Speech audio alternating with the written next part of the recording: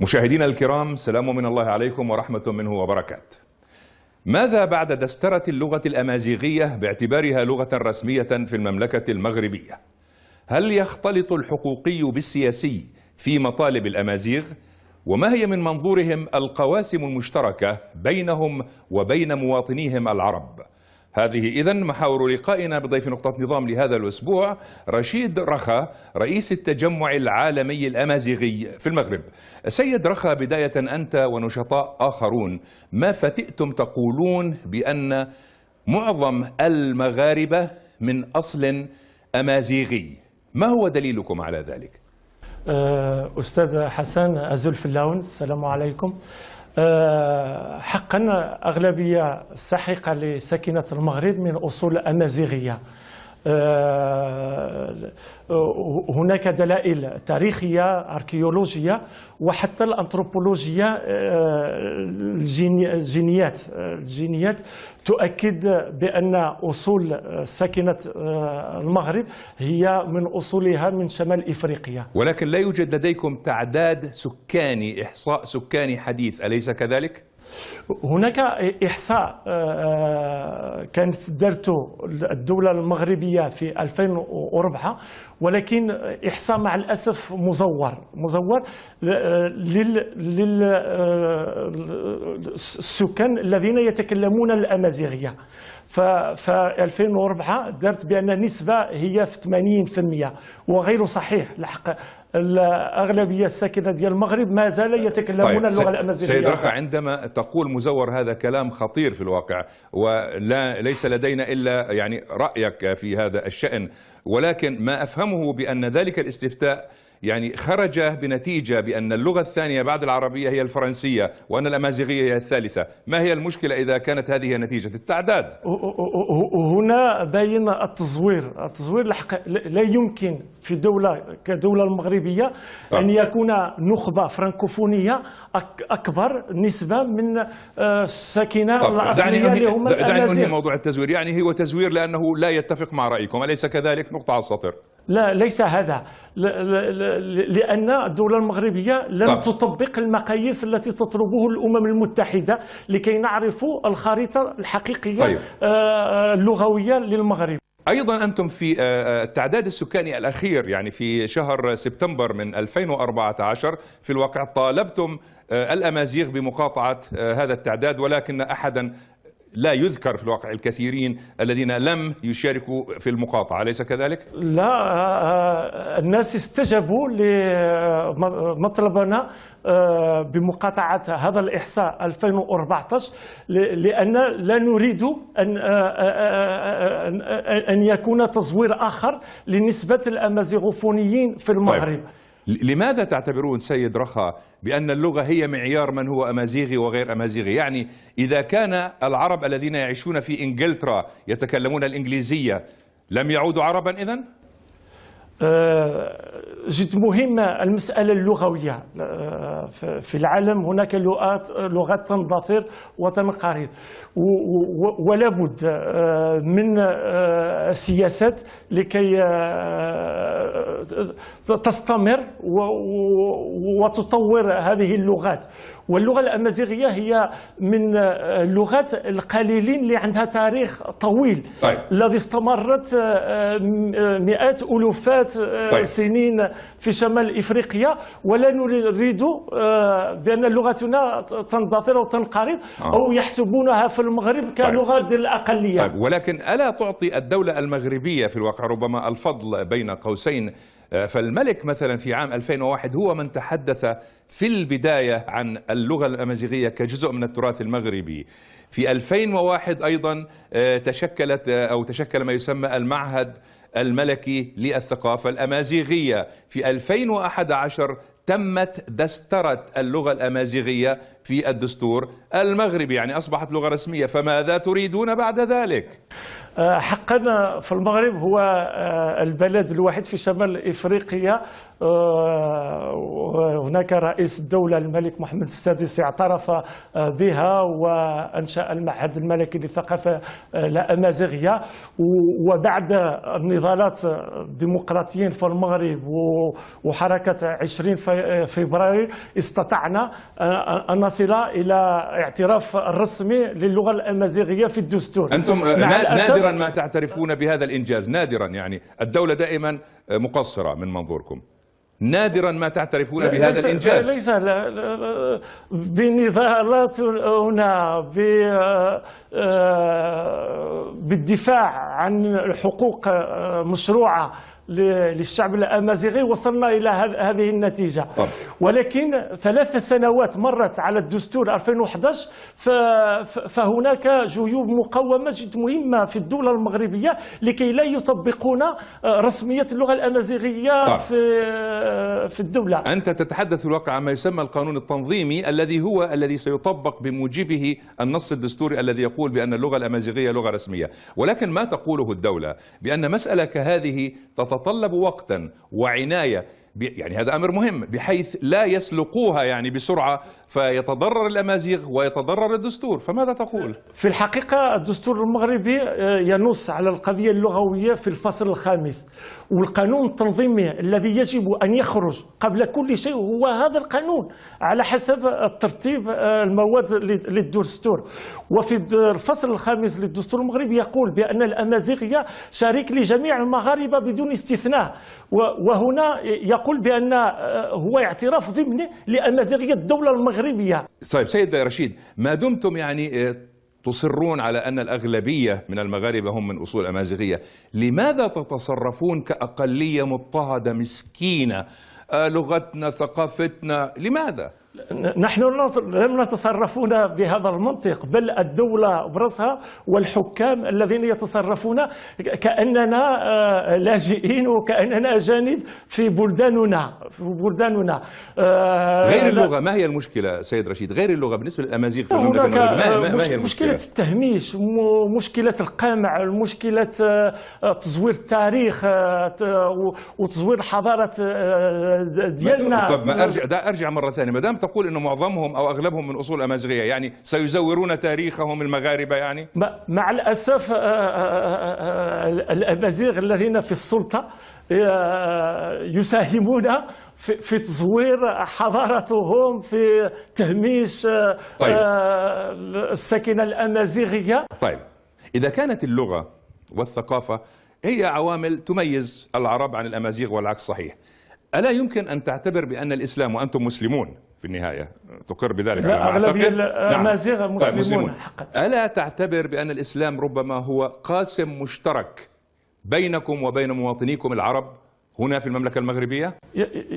يجب أن نقول بأن في المغرب وشمال إفريقيا كاملة ليس هناك عرب، هناك أمازيغ الذين ما زال يتحدثون بالأمازيغية، والأمازيغ الذين تعربوا واخذوا هويه. وكانك تقول انه لا يوجد عربي البتة في المملكه المغربيه من اصول عربيه خالص ابدا.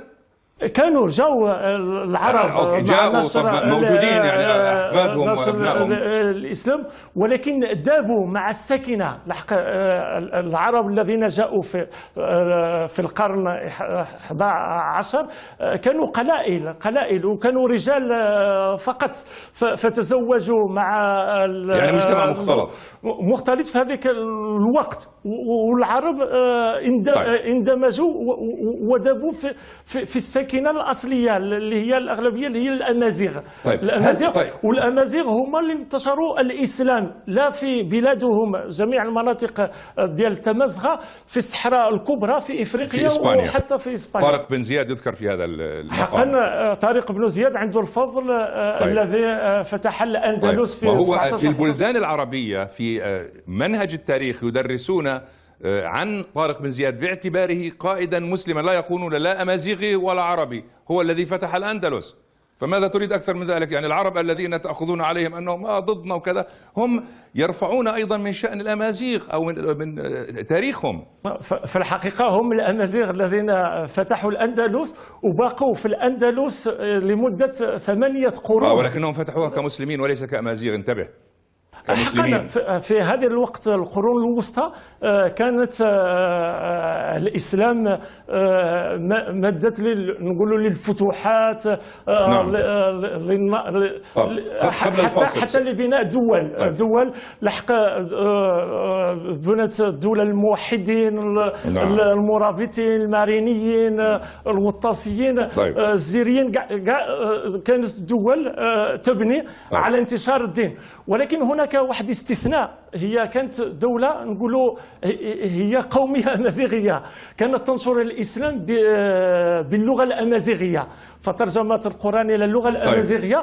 وحتى مهدي بن طومارت المؤسس دولة الموحدين فترجم القرآن من اللغة العربية للغة الأمازيغية لكي يفهمونها أكثر الأمازيغ. في هذا الجزء من الحلقة يعني لم يبقى لدينا وقت. يعني هل قال أحد أو قلل من قيمة ما فعلتموه كأمازيغ للإسلام؟ هل قلل أحد من قيمة ما فعلتموه؟ هل سمعت أحدا يقول الأمازيغ لم يفعلوا شيئا للإسلام؟ سمعت أحد يقول؟ يقولون حقا الأمازيغ بنوا حضارة في إفريقيا. يعني يعترفون بفضلكم الناس، يعني ماذا بدك أكثر من هيك؟ ماذا تريد أكثر من هيك؟ يعترفون بفضلكم، ما المشكلة؟ ولكن ليس ساهموا فقط في نشر الإسلام، ساهموا في نشر المسيحية قبل دخول الإسلام، في نشر اليهودية ونشر الديانات. كل ما قاموا به لم يفند أحد، يعني لم يكذب أحد هذه الحقائق. في حد خرج وقال هذا كذب. مع الأسف هذه الحقيقة التاريخية لم تدرس في المدرسة المغربية. يدرسون تاريخ الشرق الأوسط أكثر من تاريخ أجدادنا أكثر، ولكنهم يدرسون تاريخ أجدادكم وربما من منظورك ليس بقدر تدريس الشرق الأوسط. هذه النقطة وصلت. على حال مشاهدينا الكرام، نتوقف الآن مع فاصل قصير، نواصل بعده حوارنا مع ضيف نقطة نظام لهذا الأسبوع هنا في الرباط، رشيد رخا رئيس التجمع العالمي الأمازيغي.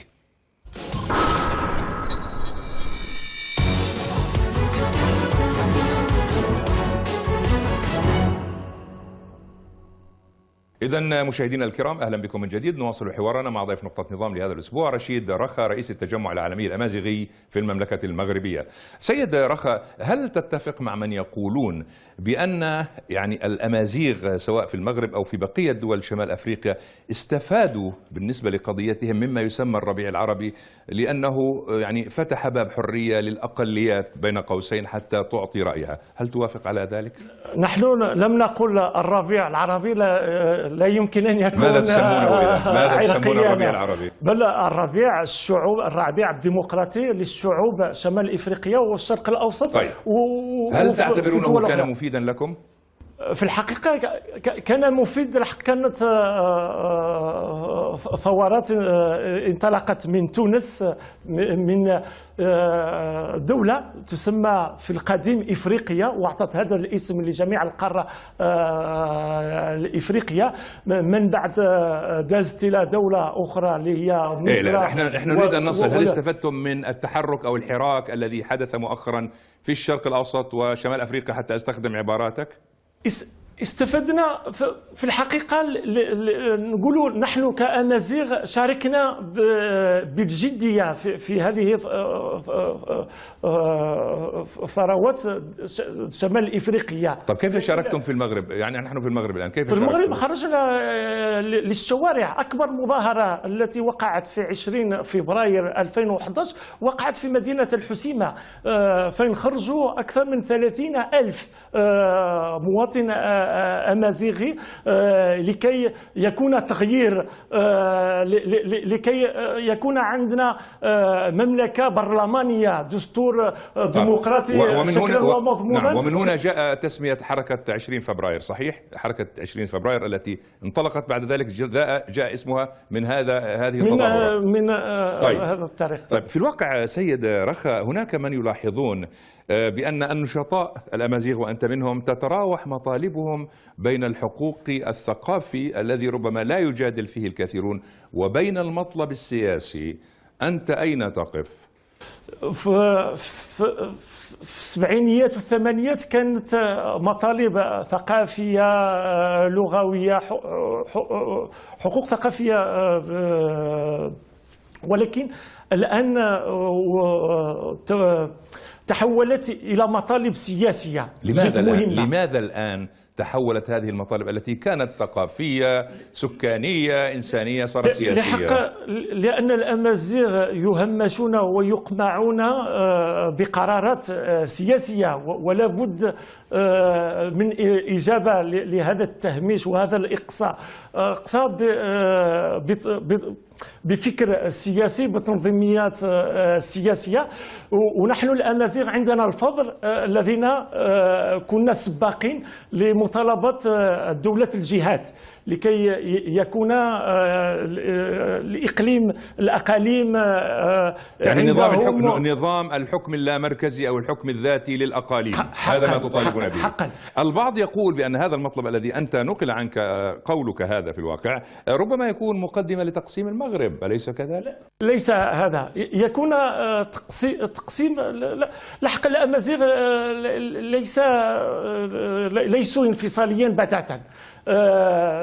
دائما الأمازيغ فوق كيبنيو شي دولة كي يكونوا وحدويين، فهم الذين وحدوا شعوب شمال إفريقيا بحال المرابطين ولا الموحدين ولا عبد الكريم الخطابي في العشرينيات. دعنا نعيش الحاضر.